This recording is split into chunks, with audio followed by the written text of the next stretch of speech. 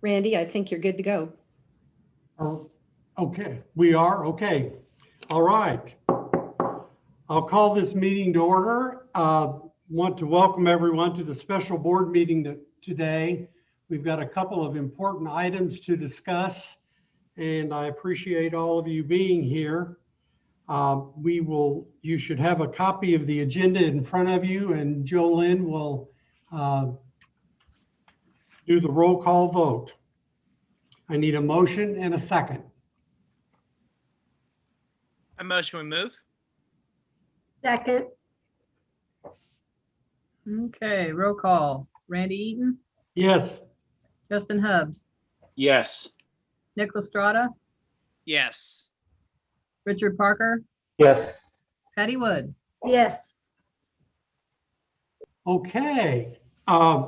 And as you see on the agenda, the next item is a really important item, and we've got a work session, and it looks like Mr. Acuff is going to lead us in that discussion along with Dr. Anderson.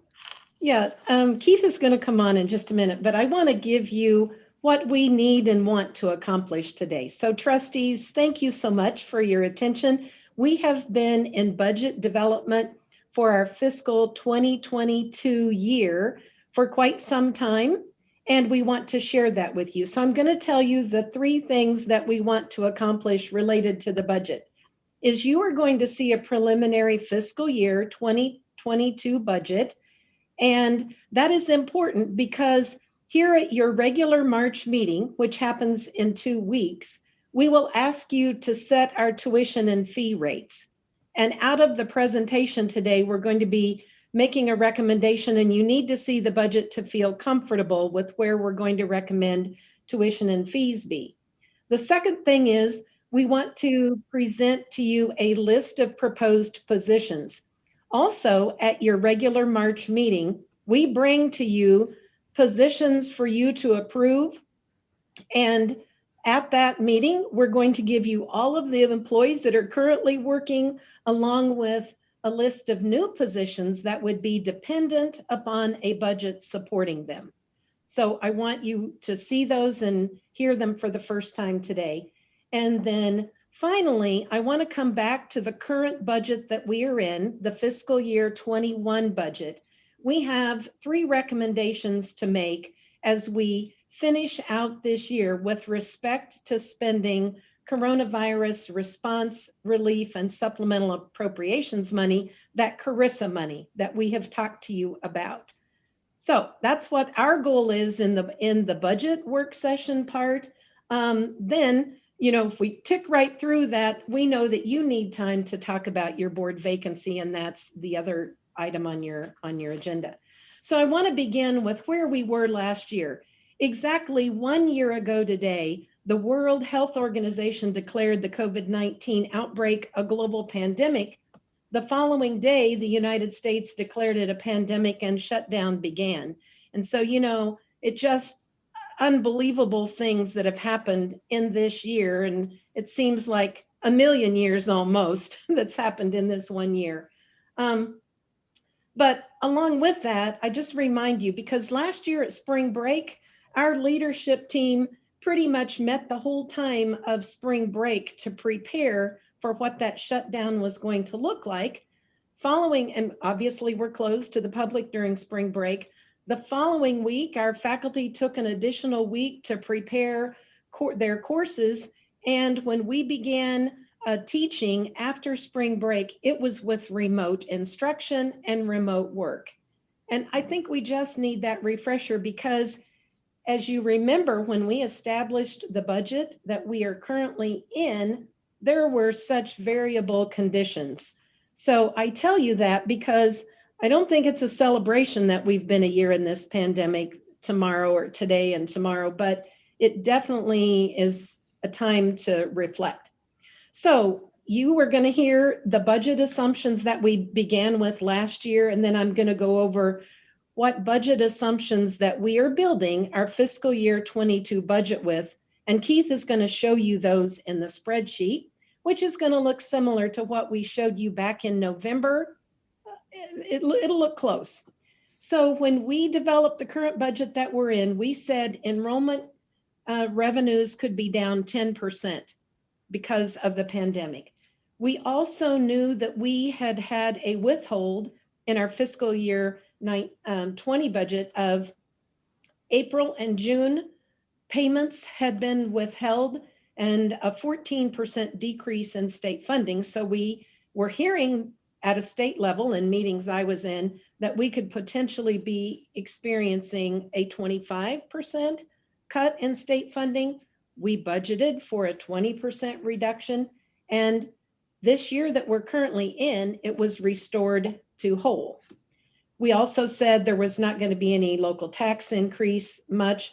We didn't recommend an employee compensation in the budget, but thankfully in November, when we showed you where we were with respect to the budget, you approved a 2% salary increase for our employees, which took effect in January.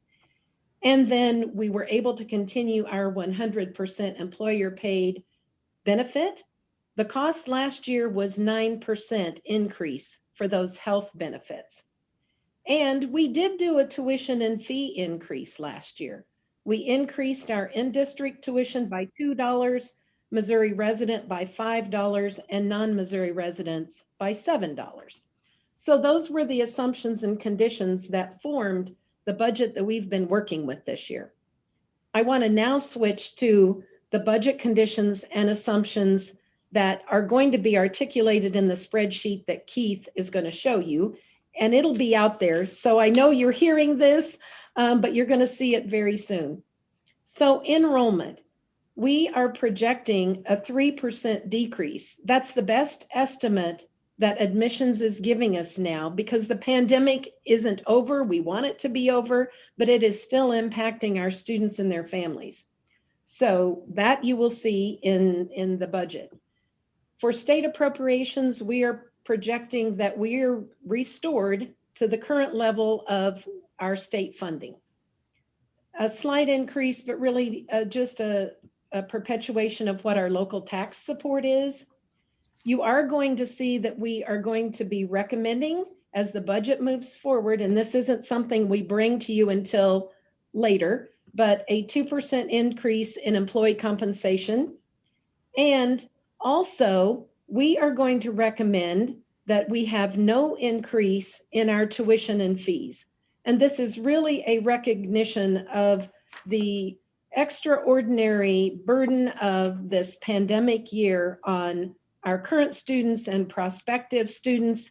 And you will see that we can support that with the budget as we are working through it that we're presenting to you. All of the leadership team are pretty much in this meeting. If we need to call on any one of them at any point in time, I'd be glad to do that. But leadership has been working with these assumptions, these conditions, and are standing ready to answer questions as they might come up.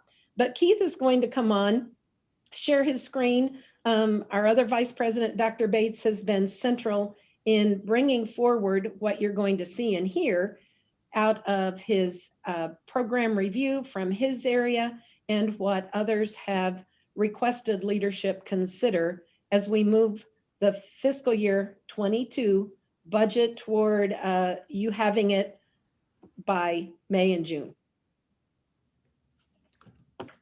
Okay, that's a lot of information. So, Yeah. so hopefully, I don't want our board members to be overwhelmed, but I think it is encouraging the bullet points that Dr. Anderson mentioned.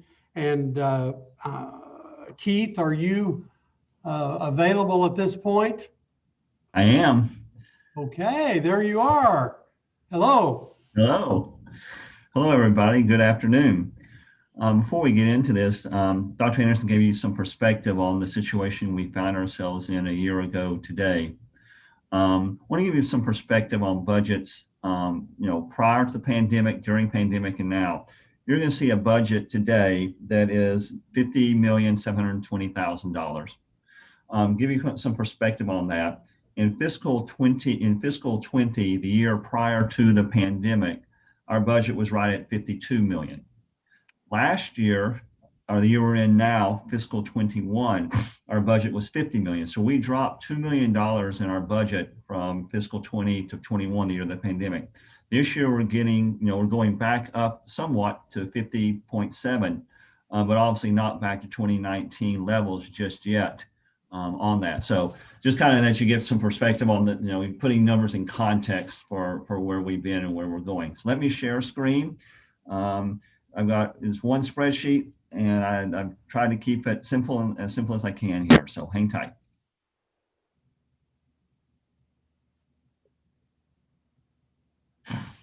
So there is a title of this document. It says preliminary budget status, fiscal year 22.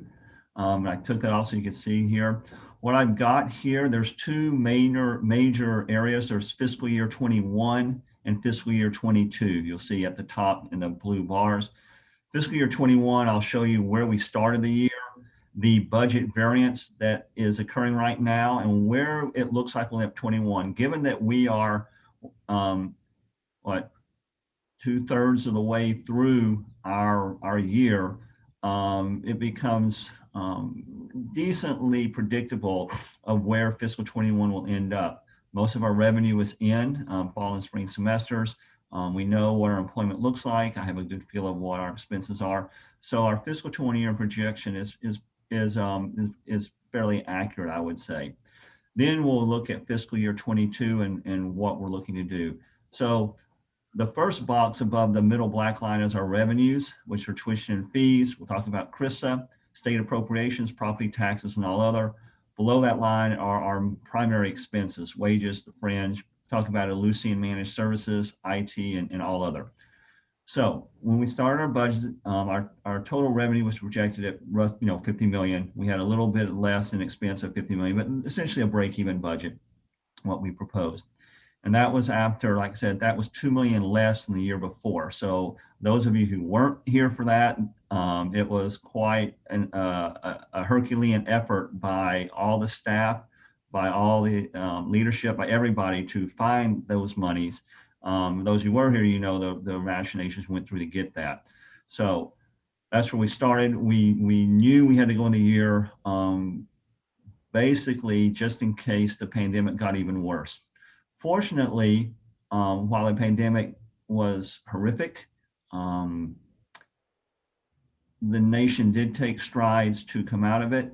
We're seeing the results of those. So what we see now is our tuition and fees budget of 14.5. Our variance right now is predicted to be 300,000 above where we thought the budget would be. So that's about, really our budget right now is about 6.5%. Our actuals are about 6.5% less than last year, but up from what we budgeted. So within the year, 300,000 up there.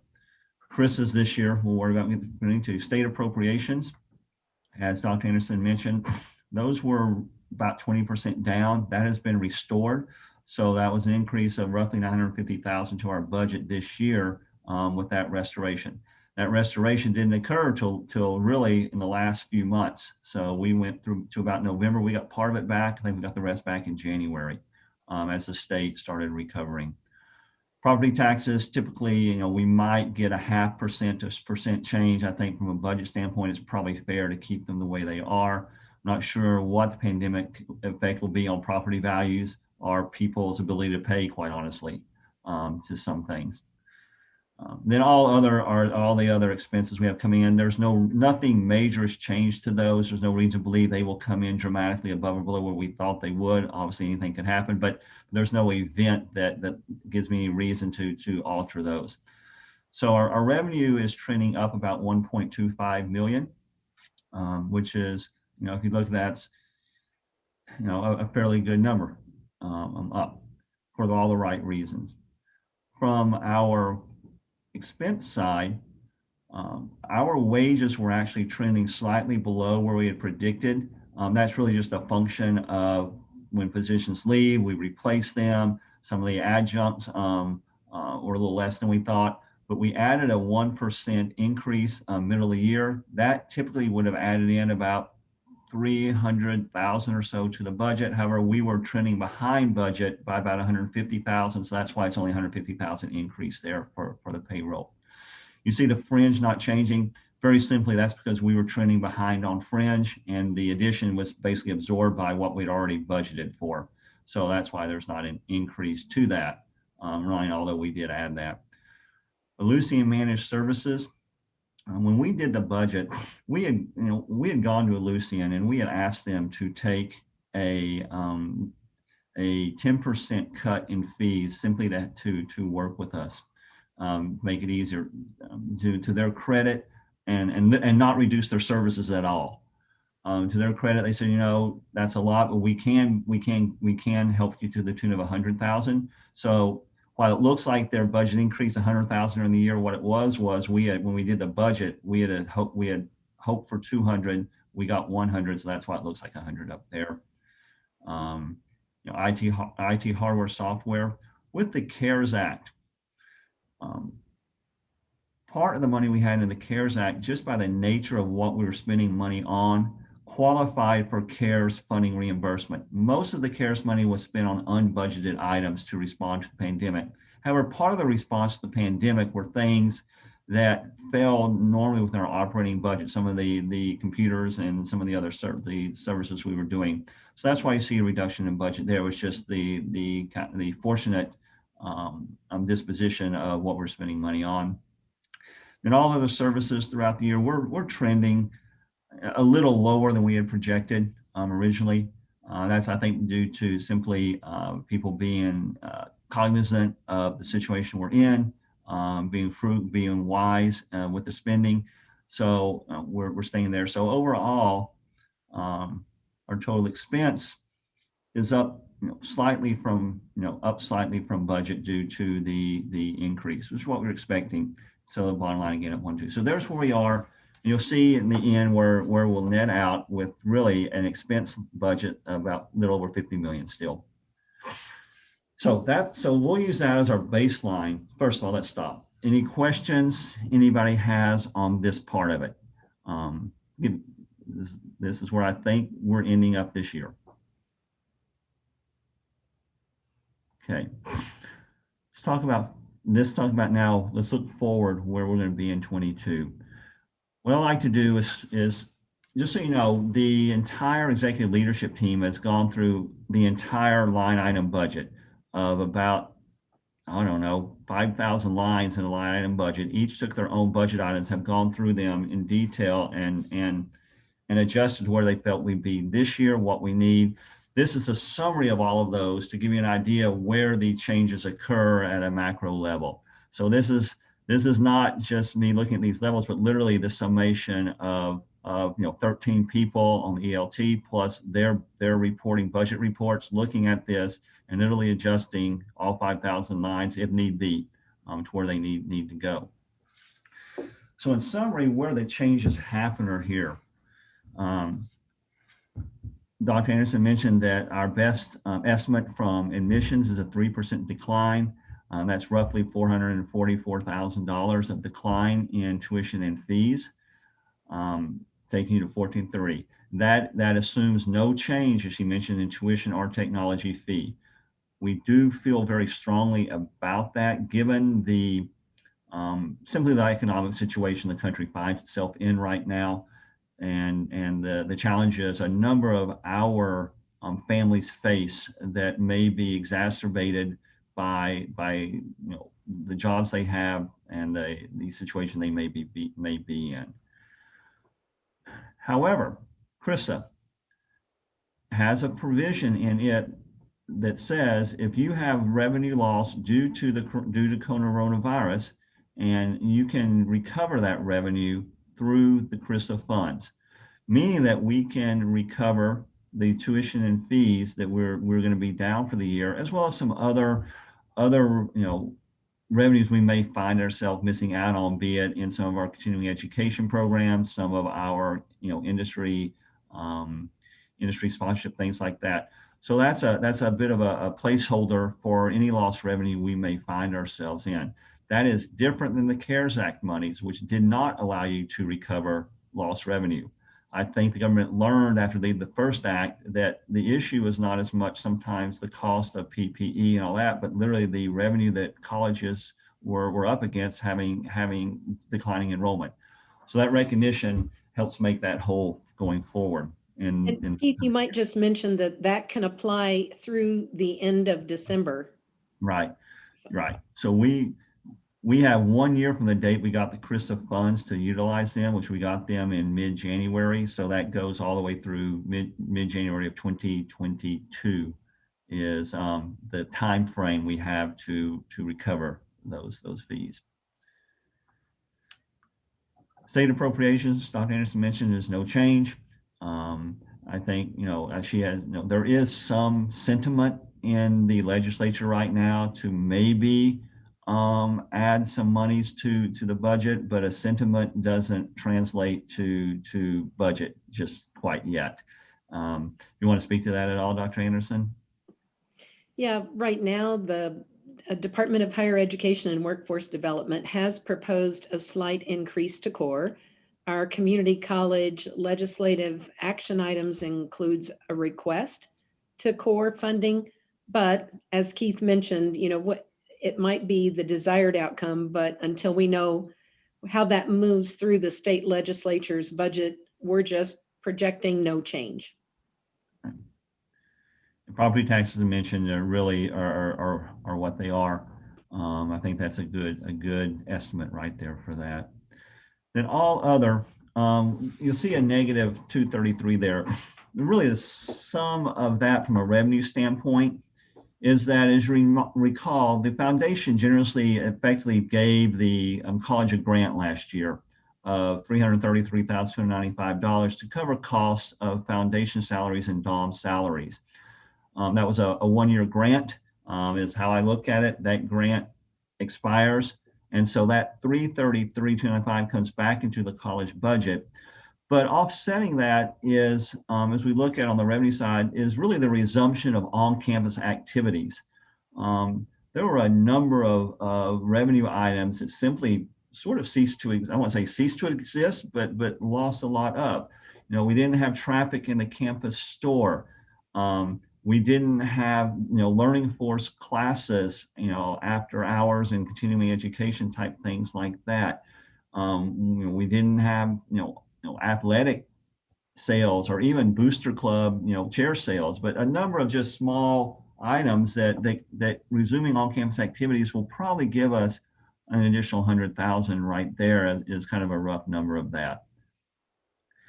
So you see that our revenue budget is up about 51 million, about $1 million ahead of last year, but less than will be simply because of the decrease in enrollment that we may get from that, even though there is some recovery. And really it comes down to the fact that the foundation did grant us, over 300,000 in salary relief, which was in the form of actually a revenue is how they did it. They just wrote us a check, so to speak. Okay, so there's where we think we'll be with revenue. We think that's conservative, quite honestly. I don't think there's anything here that won't happen, I guess. And I think there's some belief that if things continue going well, we can maybe get ahead of that. But I want to always be conservative in my budgeting in that regard. So we feel good about that number. Looking at, so any questions on that, on this upper right quadrant from anyone? Okay. Let's move down to our expense side for the coming fiscal year 22. One of the things that we'll get, since we put the salary increase in January, we'll effectively get the extra 1% of that increase coming into the budget this year. And then we're proposing an extra 2% in the budget as well. So that's about $450,000 in additional compensation there. Fringe on that, which is comprised of two items. One, there's basically the retirement, incremental retirement on the incremental wages. And actually, this ended up being a very good number. The 3.7 increase in medical is about $80,000 to $85,000 is what that will cost us. At one point earlier this year, we were somewhat concerned that our medical increase could be as high as 15%, or literally five times that 80,000 or 4 times that 80,000. Fortunately, that didn't occur. I think the consortium we belong to a consortium of colleges that buy as a basic group purchasing organization for our insurance. And I think that has helped us this year to keep those rates down. And I don't know what the city's seeing, Nick, or anything, but we were very pleased with that rate. So that's kept our fringe costs very much in line and has helped the budget in somewhat. Lucian. So Lucian is a major part of our business. They are our managed IT services. They are what's keeping us safe right now. They're installing all the technology. So first thing they'll do is recover the 100,000 they had generously decreased for this year, and then they have a CPI increase in their contract that will also go up. So that's about $170,000 change between those two. Then we have the IT hardware software. One of the things that's going to be beneficial to us this year is we spent a lot of money this past year upgrading all of our technology, upgrading it system-wide, because the CARES Act provided for those technology upgrades. Because of that, there's about $150,000 we would normally have spent in our budget that we don't have to do because we effectively did it last year, and actually that could carry forward for a couple more years to help us out there. So we did have some benefit to that. And then all other, when you add, you add through everything, the majority of the supplies, budgets, and everything tends to say roughly when you put it in, it tends to equal out. One area that's going to have an increase, as it should, and that increase is why we see the extra 60,000 or so in the total other budget, is really the resumption of professional development activities and travel costs. Is really where the primary that. There were actually some decreases in other areas that people found that because the way we're doing work now, actually some of our need for supplies and other things have actually gone down budget-wise from prior years. But that's the net of all those many other items, and that's primarily related to those professional development and travel costs. So you'll see our expense budget has gone up about 700,000 from the prior year. You can see the bulk of that is related to wages and fringe. That put those two together is little over 600,000 of it in that sense. But truly, from our managing our day-to-day operational expenses, otherwise we're doing a very good job of keeping them essentially where they are, except for that increased travel. That gets us to a bottom, a positive net contribution, about 380,000, which is significantly above where we were at when we ended last year of the 24,000 budget. Knowing that we want to go forward always with a balanced budget, that's kind of what we'll always try to do, but understand where we stand right now. And it's a preliminary look. We'll keep looking at what changes we have coming over the next couple of months. If anything happens, as people look at budgets more, maybe learn more, we may learn more about some grants. We may learn more about the state. There's other things, but this will give you a good idea of at least a framework of what we see at this point in time. And we'll say this, I feel we're ahead of schedule a little bit in that, which I'm happy for. Our ELT and others have done yeoman's work getting it to this so that we can be prepared for what may or may not happen.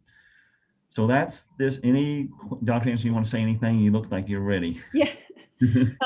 I know they may have some questions, but I hope that as Keith has talked through this, that this gives you a comfort level in saying that we can give you a budget that has no tuition and fee increase, has accounts for a salary increase for our employees and the increase in healthcare, the cost for that, and also right now has a net positive that we have a lot of requests of things to consider that could both drive and increase revenue, which is what we're going to show you in just a minute, are some positions that could increase the opportunity to turn that enrollment around.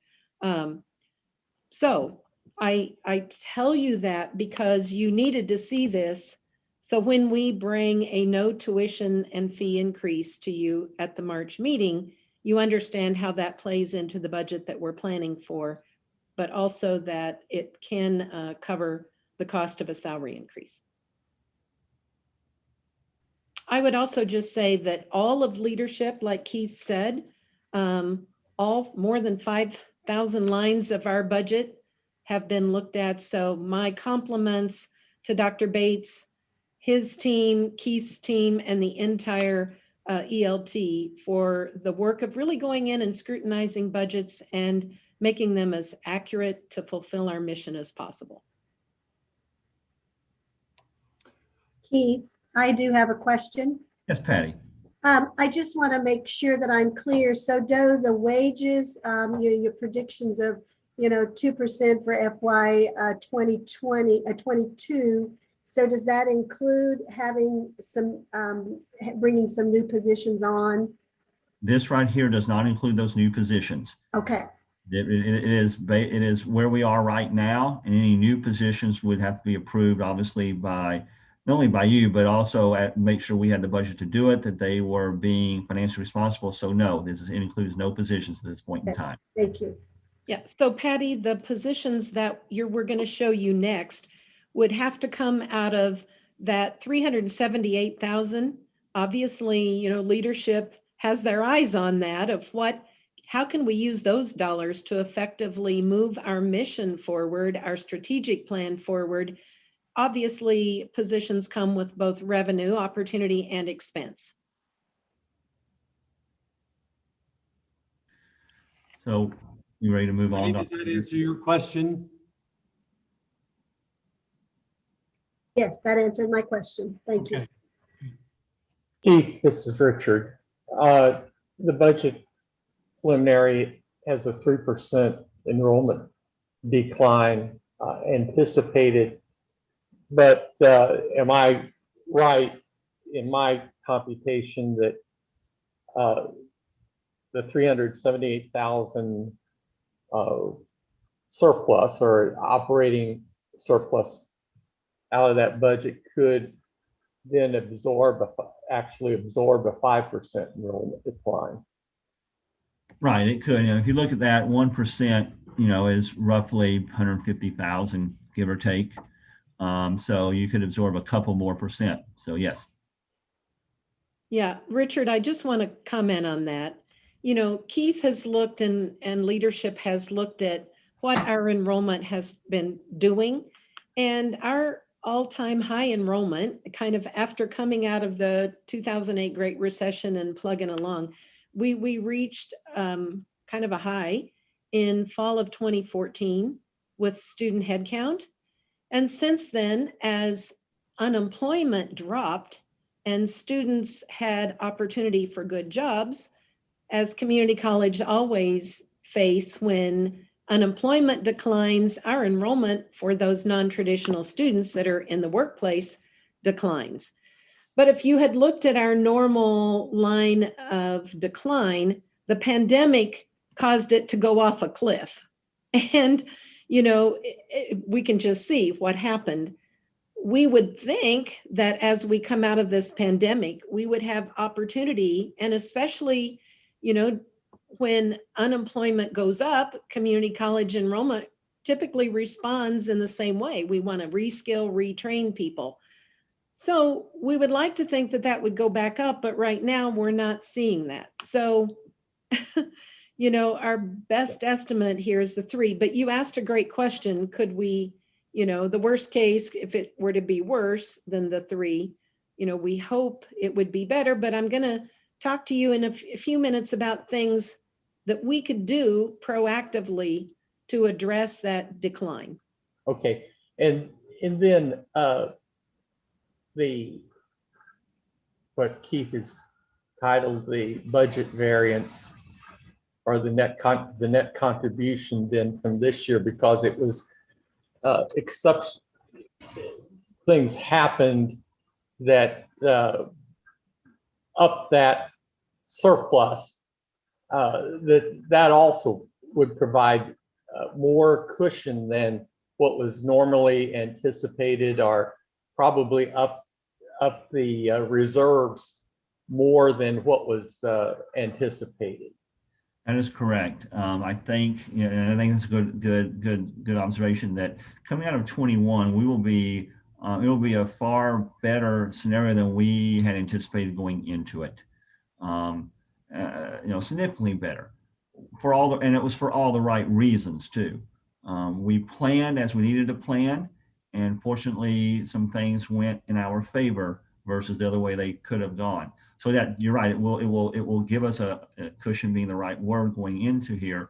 Plus, I do believe here, even in this budget, as Dr. Anderson mentioned, we, you know, there's always, you know, we're all of us are always eternal optimists. I guess as the budget guy, I got to be the eternal pragmatist.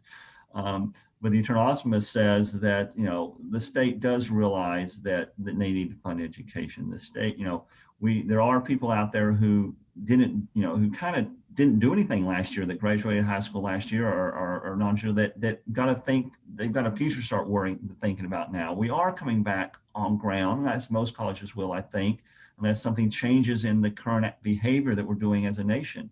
So while there was some pessimism last year at this time, not some, a lot, I think there's a bit of optimism this year that obviously wasn't here at this time a year ago. Okay, thank you. That just helps put into context these numbers, and to know that we had such a good result. Right. Are going to have such a good result in fiscal year 21, allows us to be maybe a little more optimistic going forward for 2022 because of that. Yeah, and I think a good word with the cushion is that we're actually coming from a position of relative strength versus a position of relative weakness. So. And great, thank you very much. Richard, that kind of ties right into the next thing that we want to show you. As leadership, we always do when we develop a budget, you just don't ever see them this early, but we always have a list of positions that leadership brings. We begin to prioritize those. We talk about the opportunity for increasing revenue through those positions, what the cost would be. And so leadership has done an exercise. And so you're going to see a list of positions next that we're going to talk to you about. Primarily, I am, but Dr. Bates can come on too and answer questions. So you just articulated that we're coming out of this year with a pretty healthy bottom line.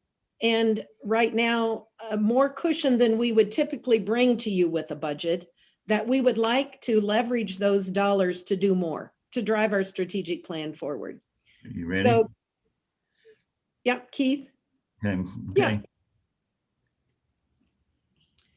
So this was the second point that I brought up when I started the conversation, is that here at your March meeting, we bring to you a list of positions that we ask you to approve for the coming year. We will ask you, that list will include all of our current employees that we bring to you in those positions. We always say that obviously it's dependent upon a budget that supports those positions, but I want to talk through a list of potential positions that we would like to discuss, because I would ask, and you can kind of think about this, I will bring those to you at the March meeting and say, I would at least like these approved for consideration. It will be dependent upon us developing a budget that supports those. And you would see that fully articulated when we have a budget for you to approve. Maybe a green light or a thumbs up on a few others before that at the very end. So these are the positions. They were in not this order, and we brought them to leadership. And Dr. Bates, if you want to make yourself visible, but we talked about from a leadership standpoint, we have said that if we can increase full-time faculty, that's always a goal. And we had that in our last strategic plan to increase the number of full-time faculty. And we've, in some cases, when we were stretched in our budget, we did not add full-time faculty, and we're fortunate to have great adjuncts. But there's a request to increase a science faculty, a math faculty, and then the next 3 positions come out of our career and technical education area. So Dr. Bates, would you like to speak to those and the importance and how they could help our institution better realize our mission and goals? All right, I'll just go through them very quickly, but all of these requests come out of program review, based in program review data that we look at each year and analyze. So they're designed to improve the key indicators that we look at each year. Science faculty, we continue to be challenged to hire adjunct faculty in the science area, and our sciences support our allied health programs, and we have a large number of students that are working to get in allied health programs. So anatomy and physiology are 2 areas that we really struggle with getting enough faculty for. And so this proposal would be in that area. The math faculty position, Mr. Cunningham has been a team player, and he's given up some faculty. In the math department, we haven't replaced faculty that have retired. And again, math faculty are also difficult to hire adjunct faculty, especially during the day. So we really need a college level math instructor so we can continue to students to make progress towards graduation and get those higher level math classes in. Behavioral health is a new program. We received a Mo Excel grant dollars to develop that program, and we're at the point where we need to implement that program. And so we need some staff to do that. It's really has some growth potential. It'll create revenue for us. We also have some grant funding to help cover part of this salary for 1 year. The business and technical math instructor, currently we staff with adjunct faculty all of our general ed, math, and science in the technical area. This is applied math and applied science for students working on their AAS degrees and certificates. We hear from our employers, these soft skills are hugely important. We do not have full-time faculty in that area. That has limited when we could offer those classes, and we believe has hurt our completion rates in some of our technical programs. So by adding a full-time faculty, we could be more proactive in our scheduling and really improve those indicators in those programs. Precision machining has 1 full-time faculty member. So if you just do the math, it's a 60 credit hour program. A faculty, we teach 60 credit hours in a year. A faculty member can only teach 30 credit hours. So the rest of those credit hours, we depend on adjunct faculty or stretching out the length of the program. In addition, that instructor also teaches on the non-credit side. So our precision machining instructor, who is awesome, though we're working him to death, he is teaching all of the time, credit and non-credit, for at least 10 months of the year. So that's really a completion initiative. There's huge community need in that area as well. IEM, industrial maintenance. We have an opportunity in Eldon for a unique program where we would do some dual credit industrial maintenance training in the Eldon Career Center, and also couple that with some business training for Adient and some other businesses in Eldon. This position wouldn't come forward unless we have the it would be a position that would self-support it with the revenue it creates. So we would not bring that program together unless we have commitments to cover that, the revenues cost for that position. The Associate Dean for Enrollment Management, as we work on the transition with our Dean of Student Services, Dr. Porter, who has resigned, we're looking at making that, we analyze closely that position. We also have an open position right now in the admissions director. We have no admissions director. That position actually is not even in the budget. So we're proposing, as a way to improve our focus on recruitment and retention, to create an associate dean level position that would report directly to the dean, that would be responsible for the recruitment, developing the recruitment and retention strategies for the institution and implementing those. Direct reports would include the admissions office and the student success area of the college, the navigator program. And then that position would also collaborate with marketing and communication and the programming side, which are the legs of the stool for enrollment management. So that's an important job, important position to meet our strategic initiatives in improving recruitment and retention. We have assistant coaches in all of our sports that we've added. We have large numbers of athletes in those sports. There is within a part-time position, there's always turnover. Those coaches are also, though, often responsible for our retention initiatives with our athletes. They're the ones doing the grade checks, the academic programming, and things like that. So to get some stability with some assistant coach positions, it's really common model at almost every institution in the state for those assistant coaches to pair up in some other needed areas of the institution. So you kind of get more bang for your buck. So we've proposed some adding of some duties for assistant coach and MPC coordination. You can recall that we eliminated a full-time position in MPC coordination. And, we could justify that short time in the COVID era with less programming in the MPC, but our athletic director is working 24/7 covering the events in the MPC, and we really need some staffing to keep that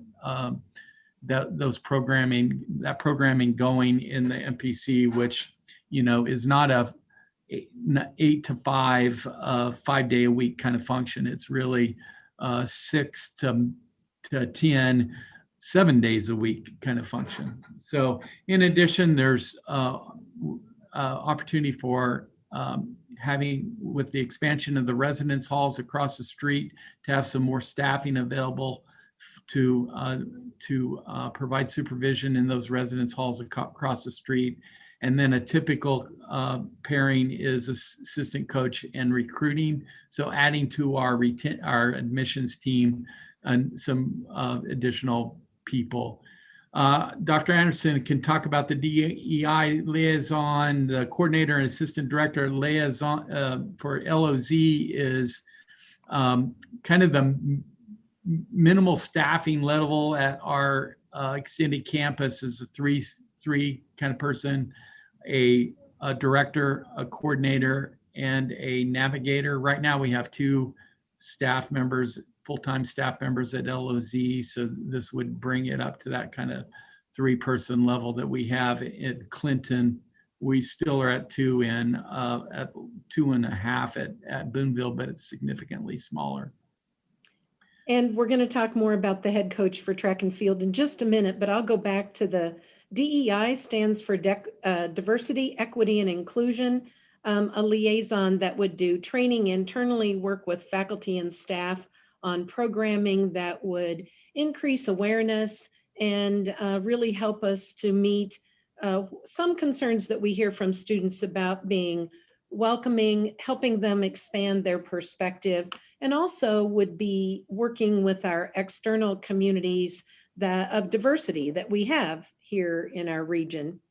The IT support specialist, as you might imagine, we have added so much technology, and we've had a request to add some support for all of that technology. IT has an open Zoom room that they kind of man. I don't think it's quite 24/7, but almost. It has been extremely popular, and this edition would allow for that. So what I want, we're going to have a separate thing for just track and field, but as you can see, we could not begin to do maybe all of this with that $378,000 to the black out of the budget we just showed you. But there is opportunity in almost all of these positions that there would be opportunity to increase revenue.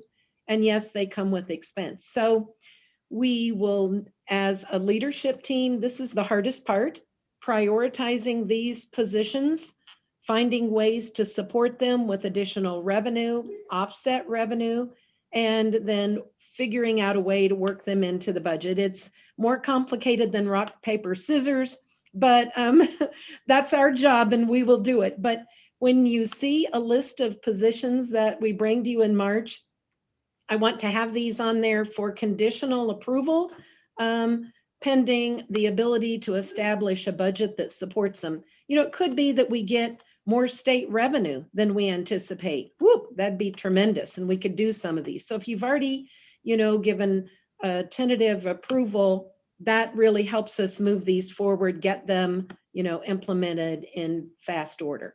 But before we go to a presentation about track and field, do you have specific questions? And thank you, Dr. Bates, for your explanation. Do you have questions about these? One other thing I want to tell you is that the current budget that we are working in, when positions were eliminated, those budgets also were eliminated. So in previous years, we've had a director of admissions. We don't currently have that position. We have no budget for that.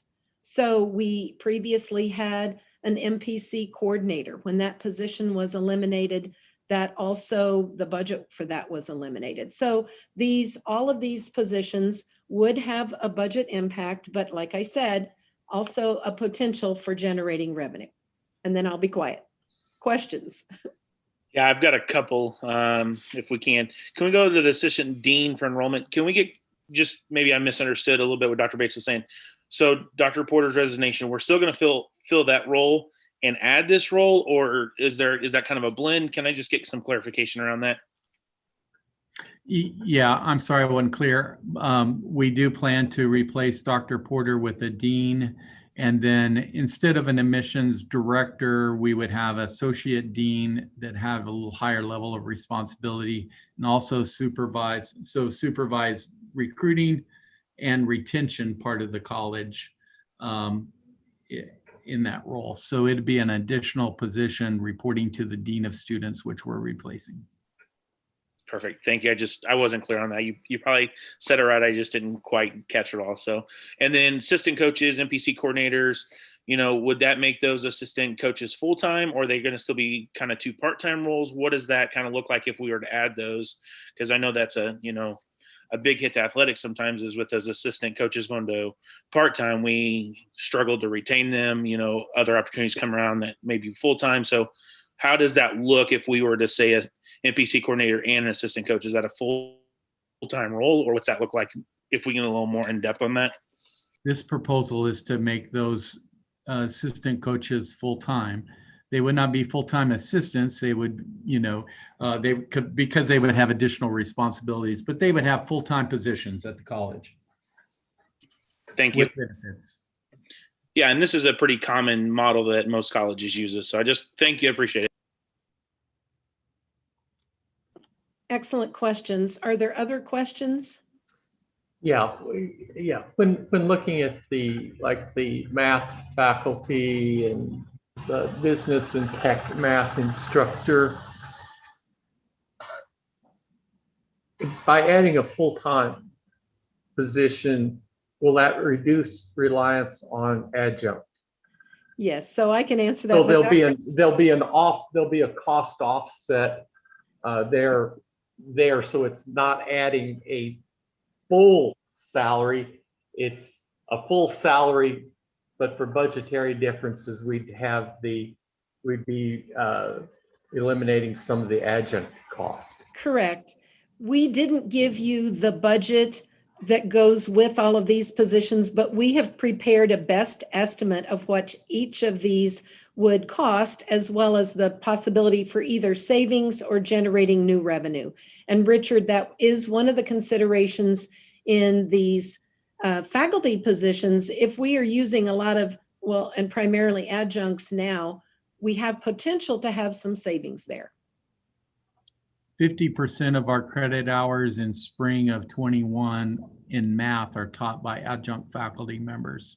So that would, change that percentage, but there's plenty of room there for the full-time faculty member to take some of those adjunct hours. Yeah, just looking at a list of 15 positions, and we were talking, well, we had 378,000. That just doesn't go very far. But when there's some offsets there and shifting from multiple part-times to one full-time, the cost isn't great, and it allows room for more consideration of more full-time positions. Absolutely. You're asking great questions.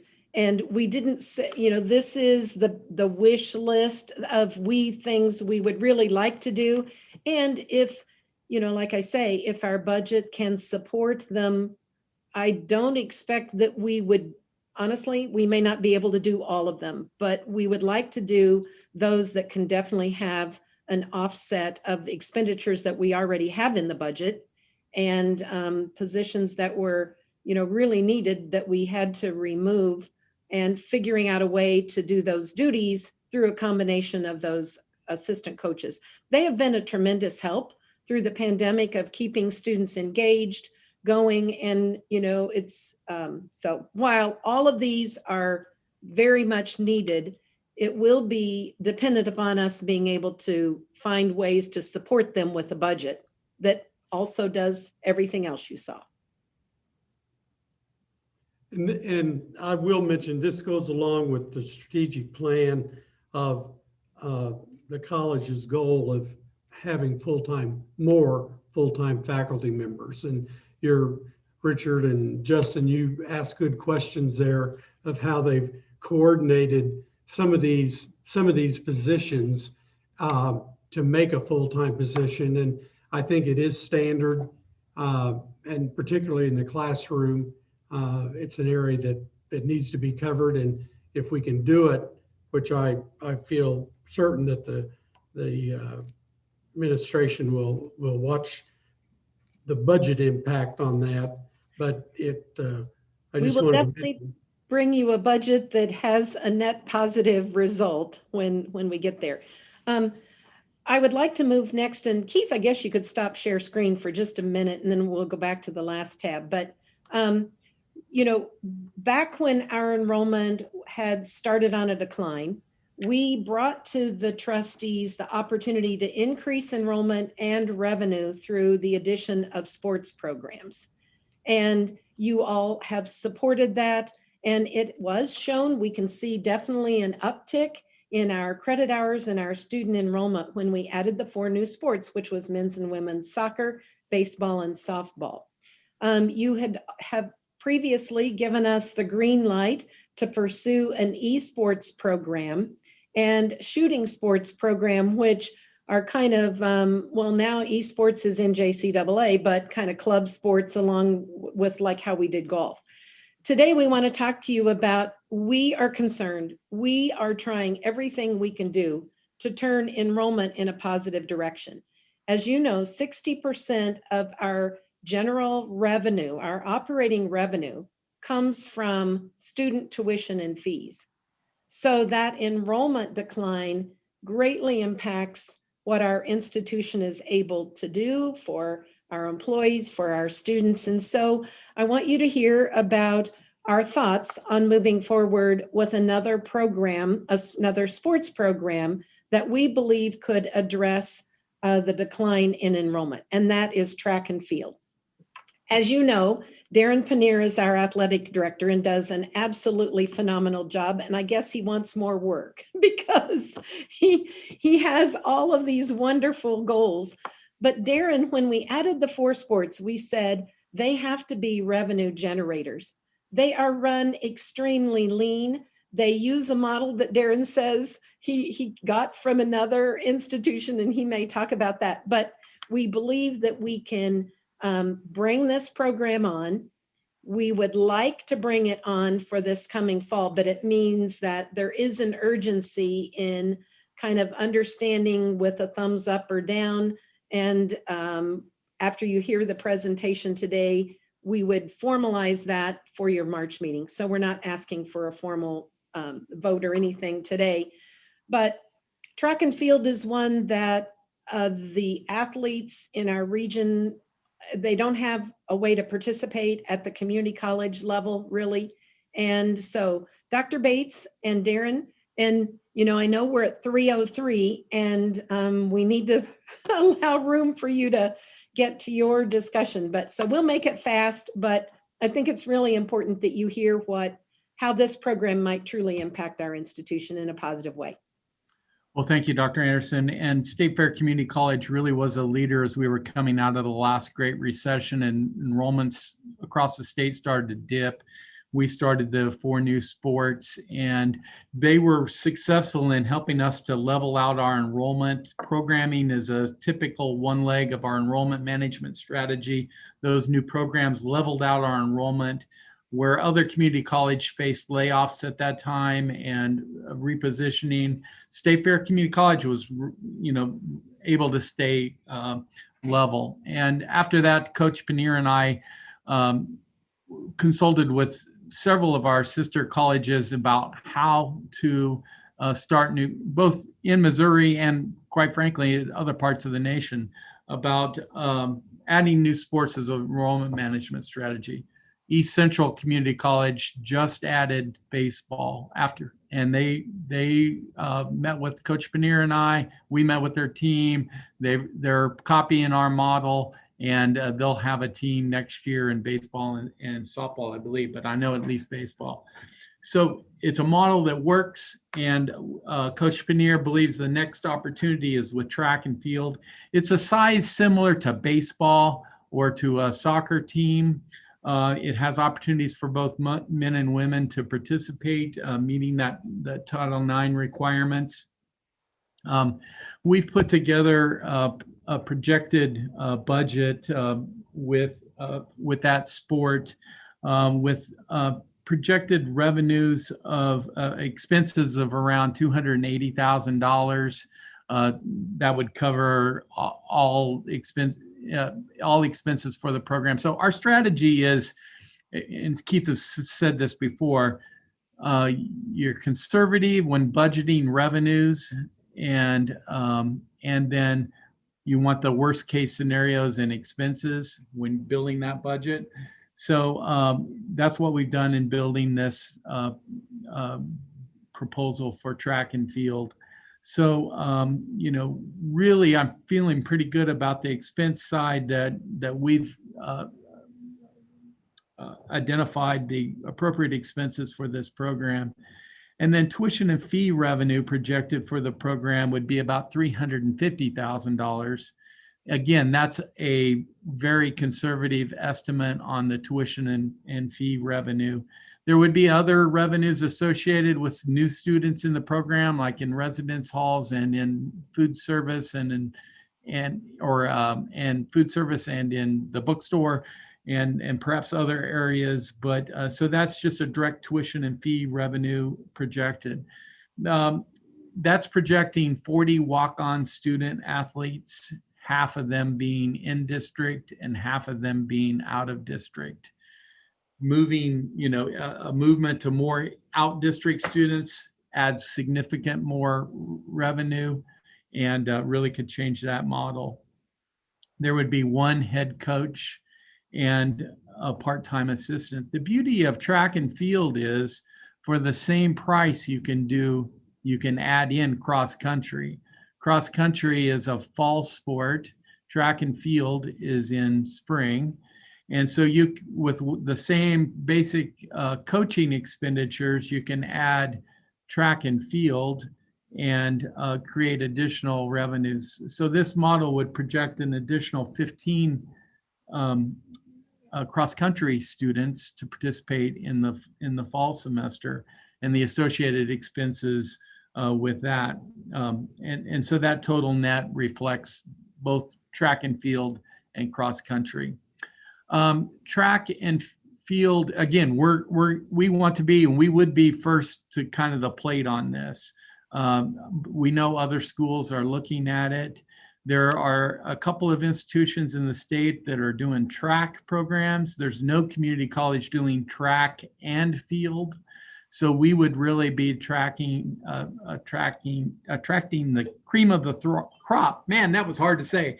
Attracting the cream of the crop to our track and field as the only community college at this time with both track and field. And Coach Paneer can address the competition if he wants to put his video on. Now, just to warn you, Coach Paneer's camera only reaches the top of his head, so he only shows that. But Coach, if you want to explain to where a track field teams would participate and anything else you'd like to add. Yes, thank you, Dr. Bates. In the Region 16, which encompasses state of Missouri, we have cross country in St. Charles Community College, Mineral area, and MCC is starting up next fall. Track and field is very, very limited in Region 16. Basically, it's track at Mineral, and MCC out of Kansas City is going to hopefully push it forward and start in the spring of 22. No one is starting track and field, they're starting track. So they're getting their cross-country participants as well as track and field and kind of combine two sports with one athlete. We would be looking not to do that. We would look for a separate cross-country team as well as a track and field. Now, there could be some of those dual participants, but basically what we're looking for is 45 new student athletes, period. And the formula that was presented in December the 2015 to the board, and then the board, thank you board for moving forward with this, came from when I worked at Central Methodist College as a admissions counselor, as a women's basketball coach, as a as a head women's and men's tennis coach, and a nighttime janitor. I worked really hard in admissions, and I found out formulas with how private institutions did their expense versus revenue. And if you know a lot of private institutions, NEI has a lot of them, there's about 70 to 80% of their students are on campus or student athletes. So just kind of borrowed it. I didn't say the word steal, but borrowed it, and we kind of massaged it and put it together, and we're using it here. And Dr. Bates is correct. East Central has started baseball, a Division II program. They started women's soccer, Division II. Moberly Area Community College has been talking about adding baseball and softball. MCC has added golf, as well as track and field coming up, as well as cross country. There's another institution in our state, I apologize.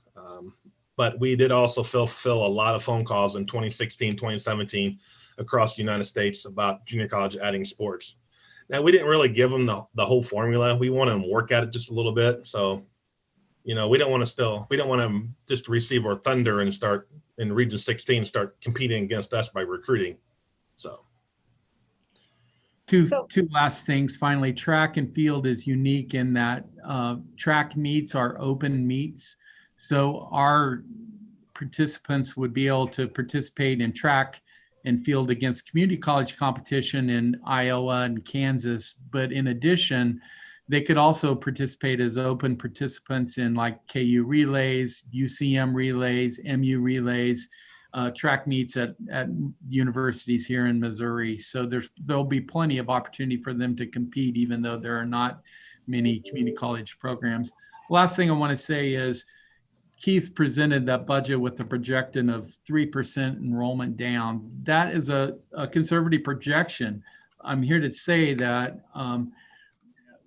with the addition of student success, our faculty and staff are focused on initiatives for retention and recruitment. And so this is one of our proposals on increasing enrollment, but there are many other initiatives going on that in all areas of the college to increase our recruitment of students and to retain the current students here. So though I fully support that 3% enrollment down budget figure, I'm the optimist on the team. I think we're going to go better. You don't budget based on my optimism, but I think we're going to be better than that with these initiatives in place. So. And thank you, Dr. Bates and Darren. Excellent job. I just want to conclude by saying when the board approved adding the 4 sports that we talked about, we said it was also to give opportunity to local and regional athletes, and that has occurred in those sports as well. This would be a similar kind of thing that local and regional athletes don't have the opportunity to use A+, to go to community college, that's a lower cost, and to really help save money in their first 2 years of their college education if they're pursuing a bachelor's degree. So questions, comments?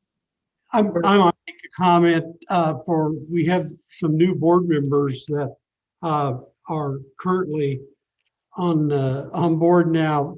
When we started this program, I think when it was presented to us to add those 4 sports, the first thing is, well, how can we afford this, and what's going to happen?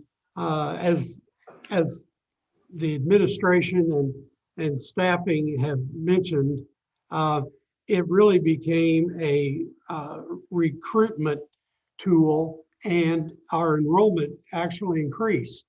And we had a couple of board members that were adamant about, if we did this, it had to be in the black. And Darren and his area, I think, did a really good job in making sure that it stayed in the black. They even looked at trying to, get some outside help if they needed it, which I don't think they actually did. But it truly ended up being a very good tool for the college, and as Dr. Anderson just now mentioned, a great recruitment tool, particularly for some of our local students, which is what we really try to do here in Central Missouri, get those students to stay here, and preferably, of course, at State Fair Community College. But I just wanted to mention that the projection that was given and the idea of how they were going to work that, it turned out to be a very positive thing for the college, and hopefully this type of thing for track and field and cross country, it would be the same thing. So, Where would the training facility be? We are going to partnership with Smith Cotton High School track. There is a certain time that we would be able to practice and participate. We will not have a home meet. We're not going to ask Smith Cotton to open up their facility in the afternoon while they have track and field and soccer and other activities going on. So we will be training in the morning as well as in our MPC. And that would involve using state form, using Smith Cotton's like hurdles and disc and pole vault. A lot of, is it their equipment, or we'd be buying equipment for State Fair? Good question. Such as your pits and your high jump and your hurdles, we would rent them, borrow them, pay them a fee for the year. But some of your items, that your batons and your javelin and your discus and your shot put, we will be buying them in the future. So we wouldn't be using that type of equipment. Okay, well, yeah, there's different weights for this Yeah. college Yes, sir. discus and high school discus and Yes, sir. shot, same thing.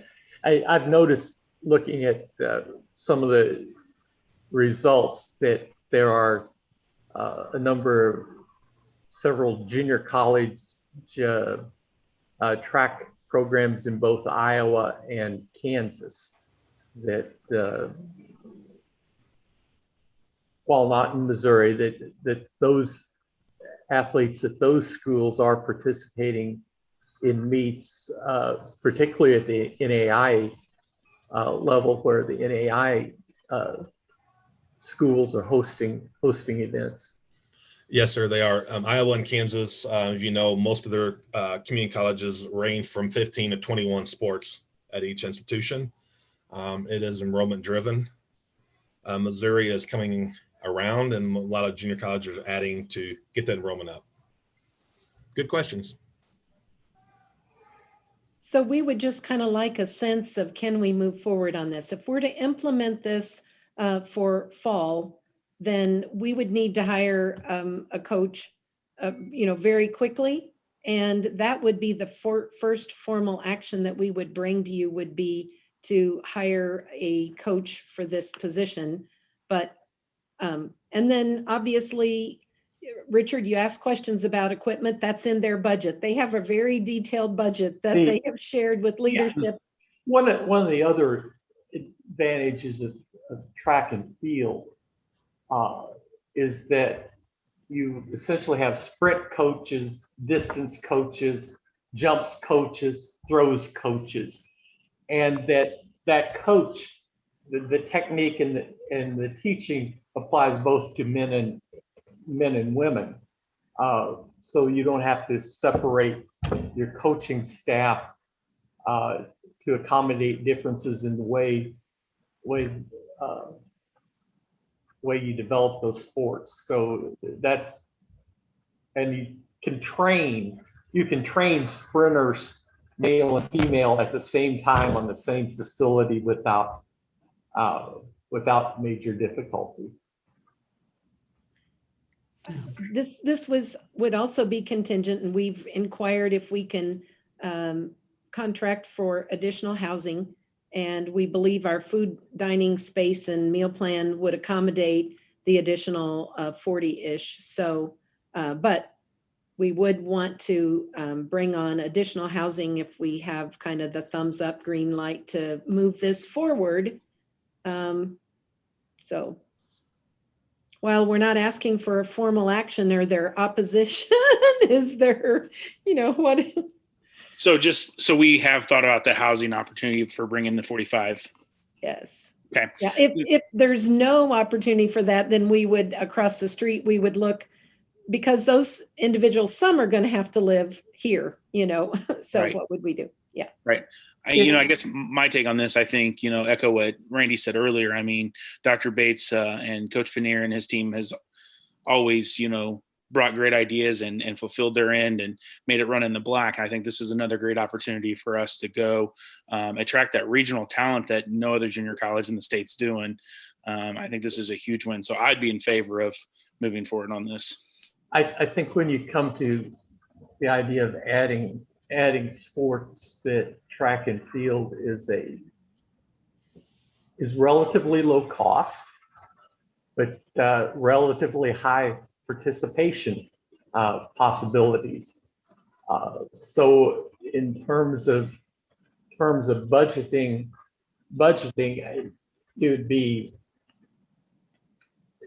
it has much higher potential for positive impact, and negative impact is a much lower ceiling or cost exposure. So it's probably a good choice if the intent is to consider adding athletic programs. Okay, thank you. So are we hearing that the staff can go ahead and move forward with this idea? Is there anyone violently opposed to it? I think it's a good idea. Okay, good. All I right. agree. Thank you. Then I have one last spreadsheet to share with you. Obviously, that would be next year. I want you to rethink and focus on our current academic year. So as Keith has mentioned, we have the ability through and Keith, you're going to have to do the screen share back again, through the Coronavirus Recovery Relief and that act to replace lost revenue. So what I'm proposing today is that we look at the lost revenue we have experienced in this spring term, which is in our current budget year. And Keith we can actually talk through the numbers with you, but we believe that we can recover $710,000. That's what our lost tuition revenue and our technology fee adds up to. Keith, as all good budgeters want to do, is to retain some of that. I would propose that our employees have had a truly extraordinary year and have done extraordinary work. And I would like to recommend, and this would come to you formally at the March meeting, that we would recognize that additional work, dedication. They've had some added expenses in working from home, and all that has gone into dealing with this truly extraordinary year of a one-time payment of $750 for our full-time employees, and that we recognize that our adjunct and permanent part-time employees would have a $100 one-time payment. We've articulated what that cost would be, and it does also allow us to do some one-time expenditures that would remain. So if we take out the third for Keith and the budget, we do a $750 and a $100 one-time payment to our awesome employees. That would leave about $222,000 to do some one-time equipment, maintenance, furniture purchases that are really challenging to find in an ordinary year's budget. So I'm showing you this. It would come formally as a recommendation, but I wanted you to hear it today. I think it's a great opportunity to utilize that Carissa money in a way that's impactful to employees and impactful to those one-time expenditure needs. And I would entertain questions, but if not, but anyone? Does anyone have any questions? We understand that it is from the Carissa money that would be coming in, and all of these items would qualify for that. So Yeah. do any of the trustees have any questions? What the Carissa does is it allows us to cover lost revenue, and then basically those payments are out of just other general operations that have been freed up because the Carissa money flows in. So I think it's great that you're considering paying back to our employees. We know they've all gone way over and above the call to duty to provide services to our students. So that would be great. okay. Thank you. You can stop sharing, Keith. And it sounds like you've got a lot of stuff you're going to bring to us in a couple of weeks. well, I'm telling you what, this is an amazing leadership team, and they're always working hard to find ways to move our initiatives forward. Okay. Next on our board agenda is to review the applications for our vacancy. And I think you each have been given a list of the 7 people that have turned in an application. Jolene put the dates on when they did apply. And I think we've got a copy of each of those. And a couple of things that I want to mention, and then we need to talk as a group as to kind of the best way to handle this, is that as we review each of these applications, we need to keep in mind that that they either have the interest that has with their past history, or have shown that they're interested in promoting State Fair Community College, and in particular that they follow the strategic plan and our mission to provide quality education for our students. And in their applications, many of them have stated their interests, things they've done, how they want to do that. A couple of things that I'll mention as far as trustees. Rachel gave me a list that is not part of our policy, but it is things to remember that I just want to run through quickly. First of all, does the candidate meet the legal criteria? The application states that. Is the candidate knowledgeable about community issues and needs of the college? Has the candidate demonstrated service to the community? Do they bring vision and understanding to the college as we move forward in these trying times? Have they shown leadership in those areas? Is the candidate willing to commit the time and the effort to govern the college? And is the candidate aware of ethical issues that the board requires and unencumbered by private agenda? So those are some of the things that we need to kind of remember, have in the back of our head as we're talking about each of these. And of course, we want anybody that is on the board to enhance the mission of the college. And we all have, we're all very proud of the college, and we want to make sure that we're moving forward with that.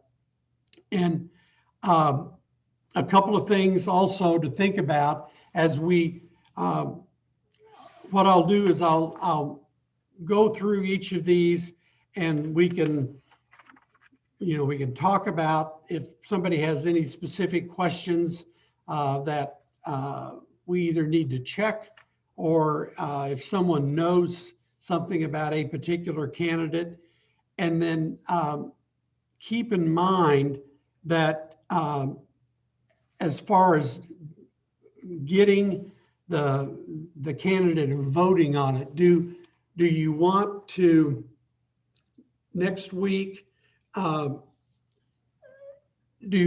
after we pick up to 3 people to interview, we don't have to have 3, but we can go up to 3. We will do the interview, and do you want to vote then immediately after we do the interviews? Or do you think you will need time to think about that, and we'll have to call a special board meeting so that we'll have them in place for the April board meeting? But you might be thinking about that a little bit, because if we are going to vote on it, we'll need to have it put on the agenda for the March meeting. And you each might have, as we're kind of talking about some of these, you might have some thoughts as to whether or not will be sufficient after we interview, as I said, up to 3.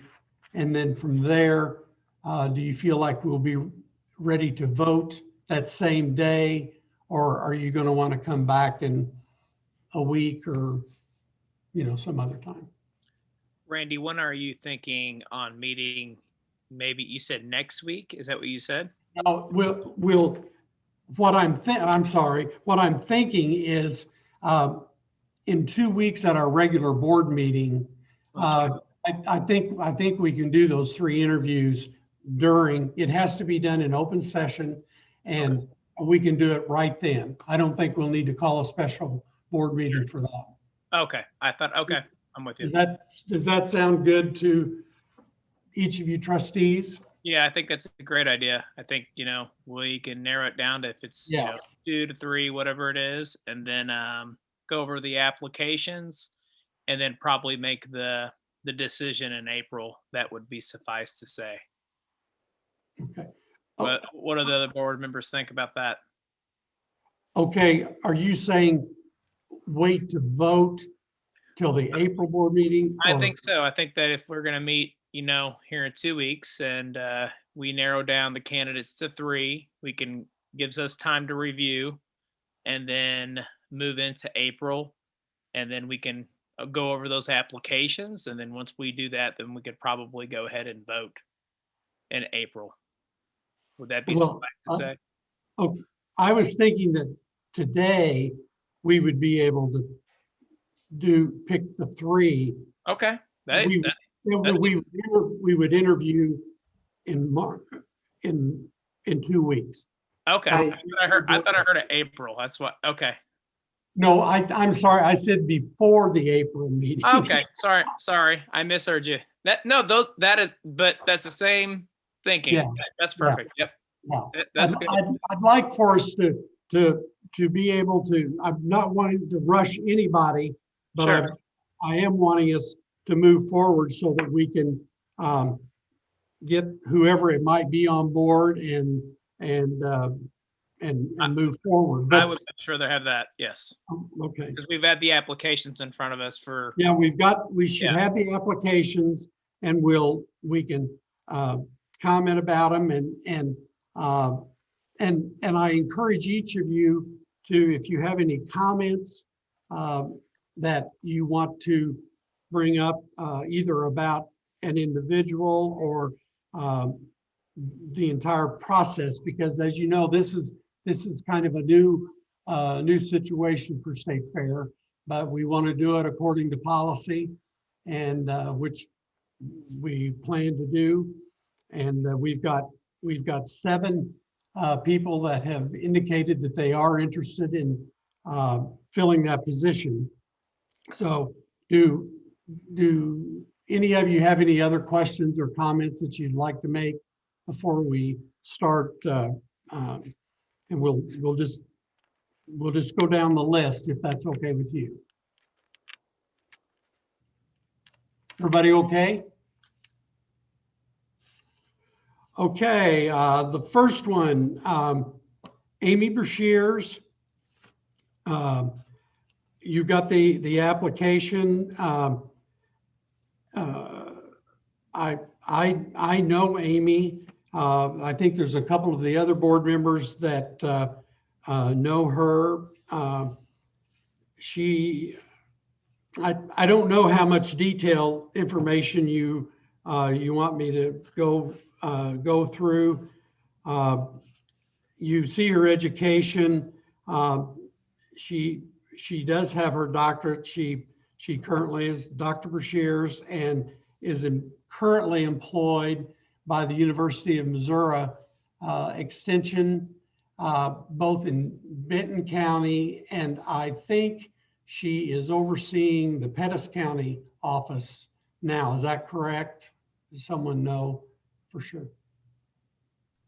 Yes, that is correct, because our community support specialist resigned. That left us without one. And of course, the university is on a freeze. So she is, not only serving Benton County, but I'm on the council. So yes, she is serving Pettis County as well. Okay. I know that Amy's been involved with education, is very committed to it. She's been a teacher, she's been a principal, both elementary and high school. She has her as I mentioned, she has her doctorate. And a couple of things that someone mentioned to me, which I wasn't aware of till I looked. I think she has volunteered here at the college quite a bit. Patty, would you have some comments about that? Yes, Or? I do know that she was one who served on our 50th anniversary committee and was very involved and did a great job in Benton County getting the information out, with them being one of our taxing districts, you know, making sure that Benton County, along with you, Randy, you know, letting them know about State Fair Community College through that event. But I know that she does a lot in support of programs through the extension that she can, you know, recommend. Even, you know, State Fair Community College does this. So yeah, she was on our 50th anniversary committee. And I can't remember if there was any other specifics, but it seems like I remember there was something else that it could be strategic. Dr. Anderson, was she on the strategic plan committee? Yeah, so Amy served on the strategic planning team, and then she also helped when we talked to Benton County residents about the Building Strong Futures initiative. Yes. Yeah. Okay, that's Amy. Next is Tim Carr.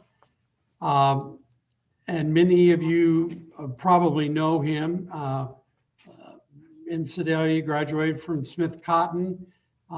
He got an associate degree here at State Fair Community College. He worked in law enforcement for some time, and I didn't mention it before, but legally he lives in our district, and he's willing to run for the position in the future, as was Amy. And if his application is very, you know, very thorough. He's been involved in many things here in town. I don't know, does anyone have some input as far as his work history or being involved with the college that they would like to comment on? Looks like he's been very, very involved and is committed to wanting to serve